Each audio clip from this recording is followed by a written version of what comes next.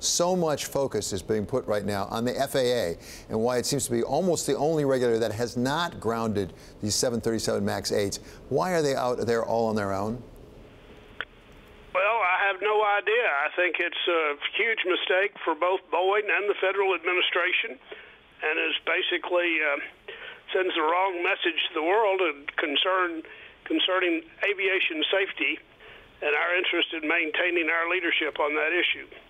So, Jim, one of the things that we heard earlier is that there has been cuts in the FAA budget, and in fact, there are further cuts proposed. In fact, it's changed their certification process now. They let the airlines do that. Is there any possible link between less funding for the FAA and maybe some safety problems?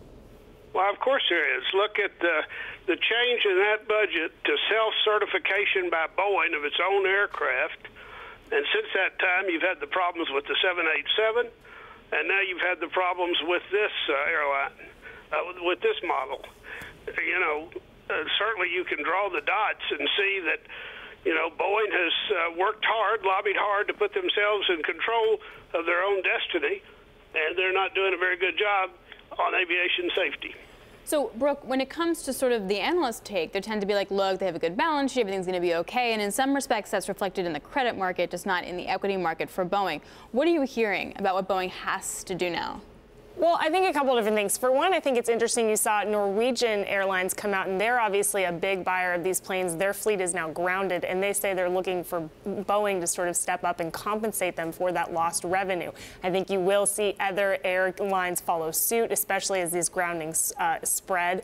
The other issue is whether or not you see orders potentially canceled, and Vietjet is out this morning saying they're going to evaluate their order book for the 737 MAX. They're going to await the outcome of the investigation into the Ethiopian Airlines crash, but that's really the watch item, especially for investors, as far as what happens with Boeing's backlog. Now, as far as what Boeing needs to do, I just think from a PR standpoint that they need to be more proactive and more out in front of this, and they've sort of let the FAA fight this battle for them. They had a statement out yesterday saying, well, the FAA says it's still airworthy and we don't see any reason to issue updated guidance. And they are in a tough spot because this investigation is still ongoing, but I just feel like it would be better to be a little bit more conservative and forthright and really get out in front of this. So, Jim, we have two crashes of this aircraft now, and they may be related, may not. The Lion Air one and this Ethiopian one. From your experience supervising these investigations, how long will it take, would you expect, to really know what caused these and whether they, in fact, are related?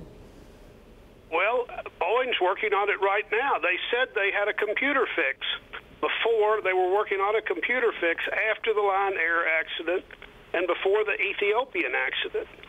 You know, my concern here is the transparency on aviation safety and the FAA's ability to oversee a company as large as Boeing to ensure the safety of the flying public.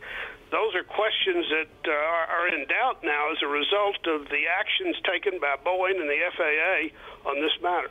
It also feels like, Jim, it also means that China is gaining influence as well. I mean, air travel there is going to sort of surpass the U.S. potentially in the next few years anyway. Is this sort of another China-dominant story versus, say, the U.S. FAA? Well, I don't know, but it's certainly an exit by Boeing and the FAA on leadership in aviation safety. Wouldn't you think if you knew there was a problem with the computer, you were working on a fix, that you would be responsible enough to retrain all the pilots and ground the aircraft until you were sure it was safe? You know, we grounded the aircraft on the 787, if you remember, over the battery issue. And there wasn't a crash or any fatalities. I just think this is irresponsible actions at the top of Boeing and FAA.